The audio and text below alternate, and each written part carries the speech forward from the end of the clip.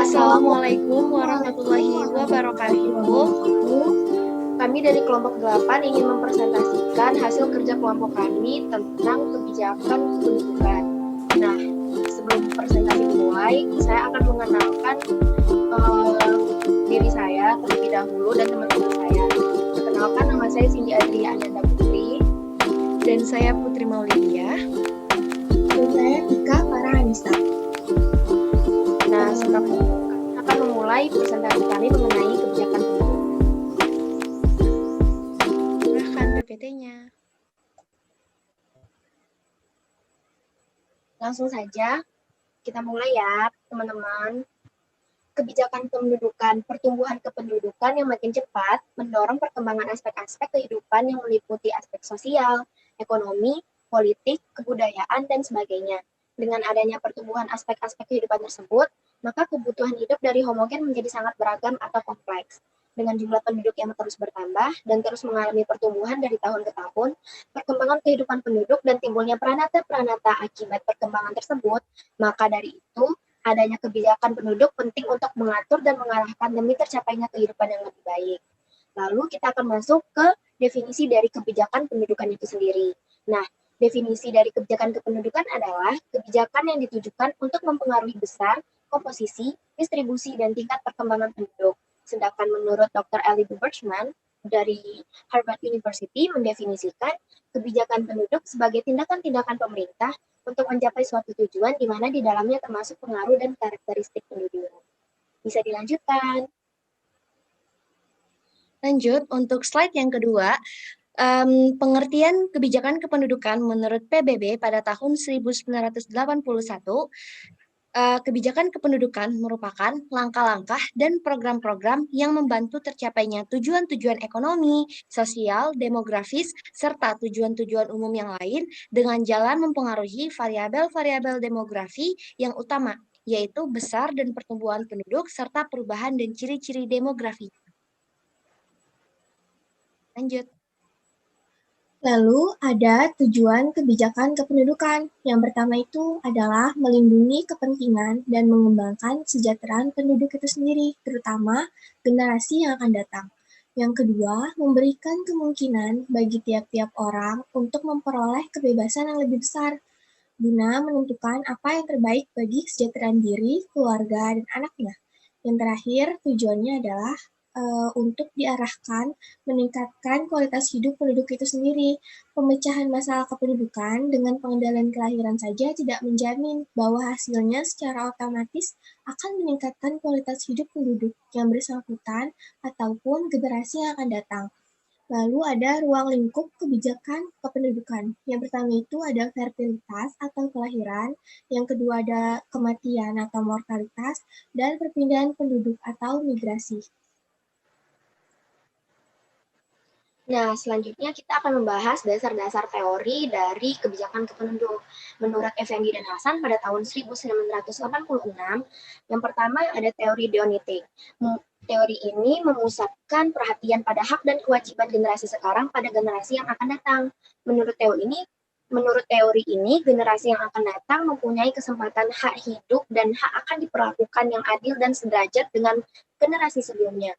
Oleh karena itu, generasi sekarang memiliki kewajiban moral untuk melangsungkan dan mempertahankan serta meningkatkan kesejahteraan mereka dan generasi mendatang. Lalu yang kedua ada teori lingkungan. Teori lingkungan ini memusatkan perhatian pada akibat dari pertumbuhan penduduk terhadap lingkungan hidup. Penganut teori ini berpendapat bahwa penyebab utama kelaparan, pencemaran lingkungan, kerusakan lingkungan, serta pemborosan sumber daya diakibatkan dari pertumbuhan penduduk yang tidak terkendali. Mereka menekankan bahwa kehidupan ini amat tergantung pada kontrol yang ketat terhadap pertumbuhan penduduk dan ekonomi. Selanjutnya. Nah, mengenai strategi kebijakan kependudukan, ada dua strategi nih. Ada pertama itu adalah membatasi kelahiran dan yang kedua mencegah kematian bayi. Untuk membatasi kelahiran, salah satu usaha pemerintah untuk membatasi kelahiran itu adalah dengan pemakaian salah satu cara menggunakan alat kontrasepsi modern dengan maksud untuk mengurangi angka kelahiran atau membatasi jumlah kelahiran. Hal ini menurut Singarimbun pada tahun 1986. Selain itu juga, untuk membatasi tingkat kelahiran yang tinggi dapat dilakukan dengan cara. Yang pertama itu adalah mendorong aturan untuk memiliki anak maksimal 2, lalu mengarahkan generasi muda agar lebih memiliki kegiatan di bidang lain yang lebih bermanfaat selain menikah dan mempunyai anak di usia muda. Untuk yang kedua, itu adalah mencegah kematian bayi. Tingkat kelahiran yang tinggi secara tidak langsung dipengaruhi oleh tingginya tingkat kematian bayi pula. Tindakan yang dapat dilakukan dalam usaha mencegah tingkat kematian bayi harus ada perubahan pola dan sikap petugas kesehatan masyarakat, khususnya ibu. Perlu diperhatikan serta diperlukan kesadaran tinggi bagi seorang ibu untuk menjaga kesehatan kandungannya. Lanjut. Lalu ada tantangan sosial, ekologi, dan ekonomi kebijakan kependudukan. Yang pertama tantangan sosial, yaitu ada pengendalian kelahiran, penurunan tingkat kematian, penyebaran penduduk yang serasi dan seimbang, serta pola urbanisasi yang lebih berimbang dan merata. Contoh tantangannya itu penyebaran penduduk di Indonesia itu ada di Pulau Jawa. Misalnya luas Pulau Jawa ini hanya 7%, namun kepadatan pendudukannya ini sampai 60%. Dan di Pulau Kalimantan berbanding terbalik, luas pulaunya 18%, namun kepadatannya hanya 5%. Lalu selanjutnya kita akan masuk ke tantangan dalam menghadapi kebijakan penduduk ini. Tantangan itu sendiri terbagi menjadi dua. Yang pertama ada tantangan ekologi dan tantangan ekonomi. Nah, tantangan ekologi itu berkaitan dengan interaksi antara manusia dengan lingkungannya. Tantangan ekologi apabila penyebaran penduduk tidak seimbang akan mengakibatkan pada akses air bersih yang merupakan kebutuhan primer guna menghidupi atau memenuhi kehidupan sehari-hari, seperti minum, sanitasi, mencuci pakaian, mencuci piring, pertanian, dan lainnya. Lalu yang kedua ada tantangan ekonomi. Semakin banyak populasi manusia, maka semakin sempit lahan yang digunakan untuk pertanian. Selain itu, banyak lahan yang rusak, dan yang paling utama sumber daya yang menjadi terbatas. Sementara itu, permintaan akan makanan dan energi, serta kebutuhan lainnya tentunya akan sangat berbanding terbalik. Selanjutnya. Ya, selanjutnya itu adalah pengelompokan kebijakan kependudukan mengenai tingkat kelahiran. Ada dua nih, ada pronatalitas dan antinatalitas. Pronatalitas itu sendiri merupakan suatu kebijakan yang menunjang angka kelahiran tinggi. Kebijakan ini dianut oleh negara-negara yang pertumbuhan penduduknya menurun karena tingkat fertilitas yang rendah. Biasanya pada kebijakan pronatalitas ini sering diterapkan pada negara-negara maju yang tingkat pertumbuhannya itu rendah ya. Contoh kebijakannya yaitu perpanjangan pajak tambahan bagi orang-orang yang tidak menikah atau pasangan yang tidak mempunyai keturunan. Contohnya itu adalah di Rumania. Lalu, kebijakan kependudukan mengenai fertilitas yang kedua itu adalah antinatalitas, yang merupakan kebijakan ini ditujukan untuk membatasi tingkat kelahiran. Sebagaimana halnya dengan kebijakan pronatalitas tadi, maka kebijakan antinatalitas diterapkan dengan berbagai cara, seperti penetapan batas usia pernikahan dan adanya program KB dan lain-lain. Nah, kalau tadi kan pronatalitas itu biasanya diterapkan oleh negara-negara maju. Sedangkan kalau di antinatalitas ini biasanya diterapkan oleh negara-negara berkembang yang tingkat pertumbuhan penduduknya itu tinggi.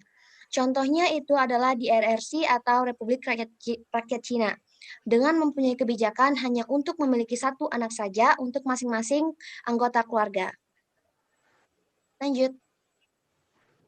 Lalu ada macam-macam kebijakan kependudukan. Yang pertama ini ada kebijakan nasional terpadu, yaitu mencakup segala segi kehidupan dengan satu tujuan mengenai kependudukan.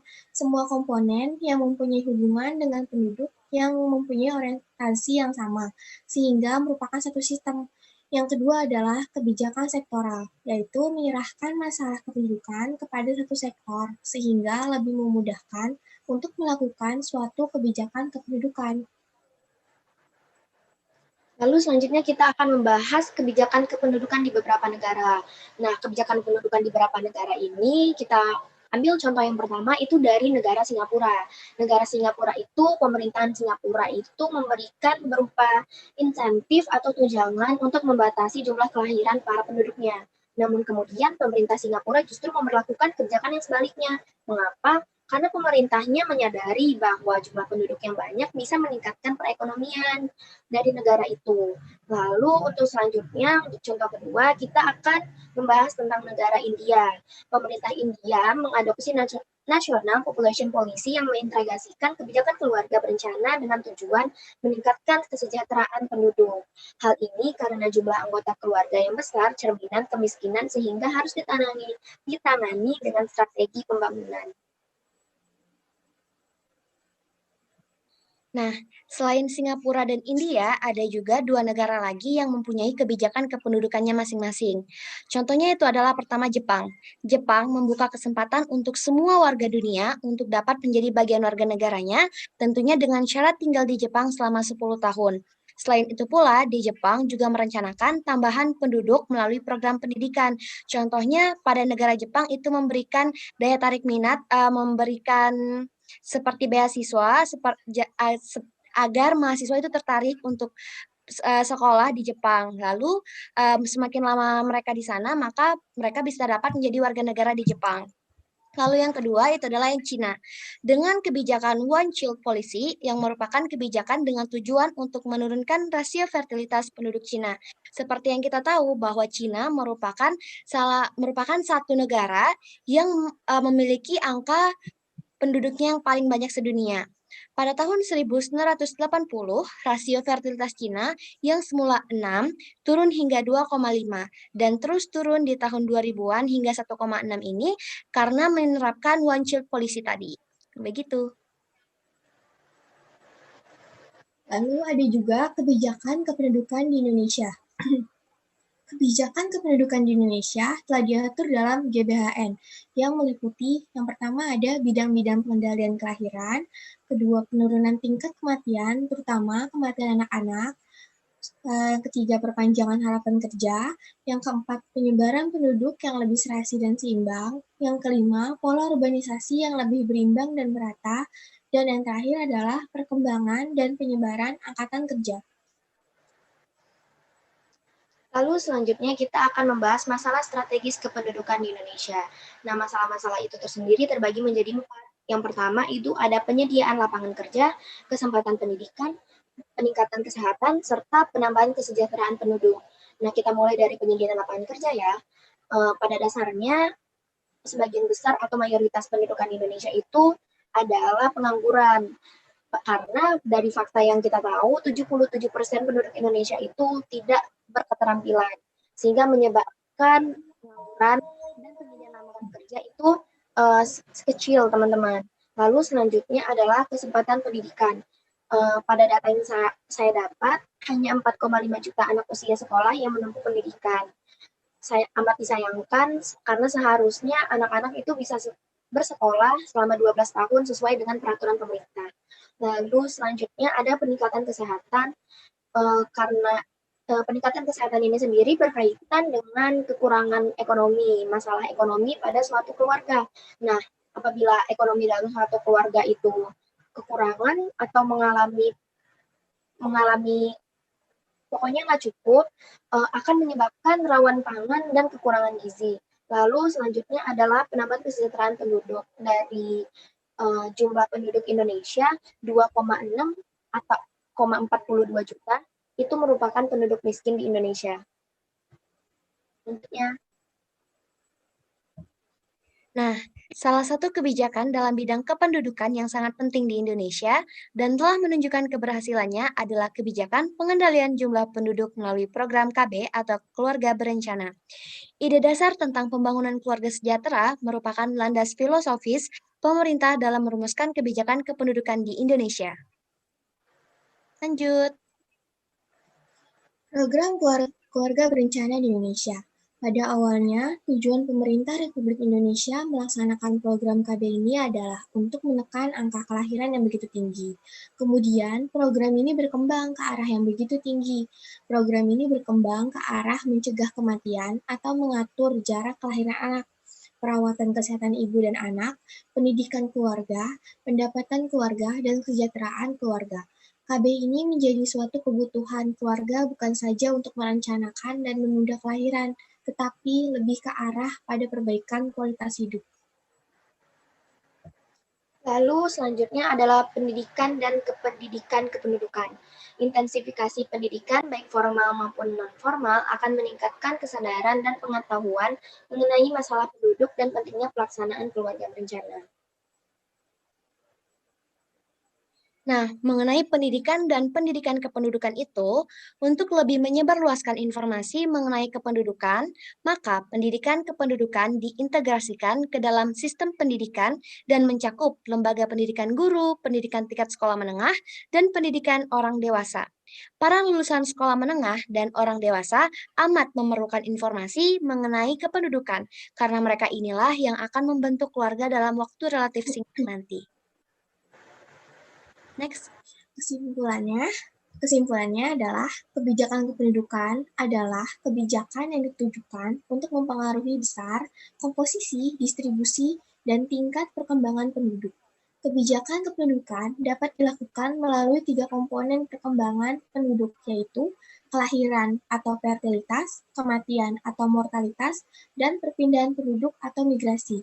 Tujuan adanya kebijakan kependudukan adalah sebagai fungsi pemerintah untuk menciptakan kesejahteraan rakyat masyarakat, yang merupakan hal paling dasar dalam setiap kebijakan pembangunan. Selain itu, sebagai tindakan untuk memaksimalkan utilitas atau kesejahteraan individu dan lainnya. Dengan demikian, jika kebijakan kependudukan telah diterapkan, maka diharapkan adanya kebijakan tersebut penting untuk mengatur dan mengarahkan demi tercapainya kehidupan yang lebih baik.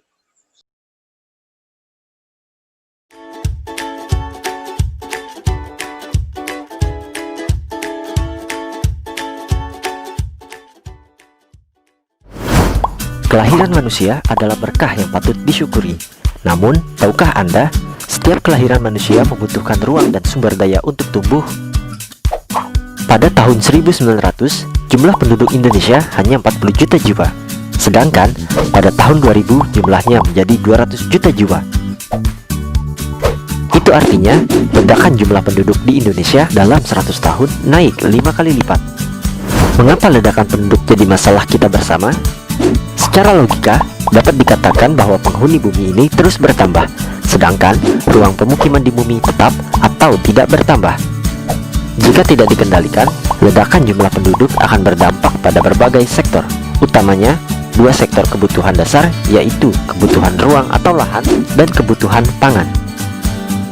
Kebutuhan ruang atau lahan. Semakin bertambah banyak penduduk, tentu kebutuhan akan rumah bertambah dan otomatis lahan yang dibutuhkan semakin banyak pula. Padahal, lahan yang tersedia jumlahnya tak bertambah. Yang akan terjadi adalah padatnya pemukiman dan sedikit sekali lahan yang kosong. Kebutuhan pangan atau energi, ledakan penduduk akan berdampak pada tingginya kebutuhan pangan. Saat ini, konsumsi beras per orang mencapai 139 kg per tahun dan terus meningkat setiap tahunnya.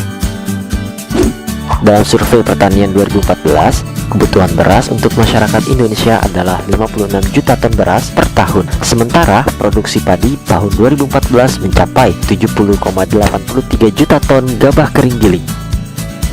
Meskipun masih terdapat kelebihan produksi, tapi penurunan luas lahan pertanian terus terjadi, sehingga bisa menjadi ancaman di masa depan. Selain 2 kebutuhan dasar, dampak ledakan penduduk juga akan menimbulkan masalah lain seperti masalah ekonomi, masalah lingkungan, masalah hankam dan politik, masalah sosial, serta masalah sumber daya alam. Pemerintah terus melakukan pembangunan kependudukan untuk meningkatkan kualitas penduduk, antara lain dengan program KB untuk merencanakan jumlah anak secara umum dan massal sehingga akan mengurangi jumlah angka kelahiran. Pendewasaan usia perkawinan, pembatasan tunjangan anak bagi PNS, program pendidikan formal di sekolah-sekolah maupun penyuluhan-penyuluhan yang berlangsung kepada masyarakat. Pelaksanaan program transmigrasi sebagai upaya untuk mengatasi pemusatan penduduk atau kepadatan penduduk dan persebaran penduduk yang tidak merata. Pembangunan pendidikan, penyelenggaraan sekolah terbuka sebagai upaya mengatasi kurangnya kesempatan mengenyam pendidikan, dan penyelenggaraan beasiswa bagi siswa tidak mampu dan berprestasi. Pembangunan perumahan-perumahan murah, baik rumah sederhana maupun rumah sangat sederhana, untuk mengatasi ketersediaan perumahan yang kurang. Penyelenggaraan hutan lindung, reboisasi, penghijauan, serta melarang pertanian sistem ladang berpindah untuk mengatasi kerusakan hutan. Pembangunan industri-industri baru, pusat-pusat perdagangan, dan pariwisata sebagai upaya mengatasi kurangnya kesempatan kerja. Serta pemberian bantuan langsung seperti KIS dan KIP kepada masyarakat tidak mampu. Presentasi dari kelompok kami, kurang lebihnya mohon maaf. Terima kasih. Syukron. Kamsahamnida. Assalamualaikum warahmatullahi wabarakatuh. Dadah, Bapak.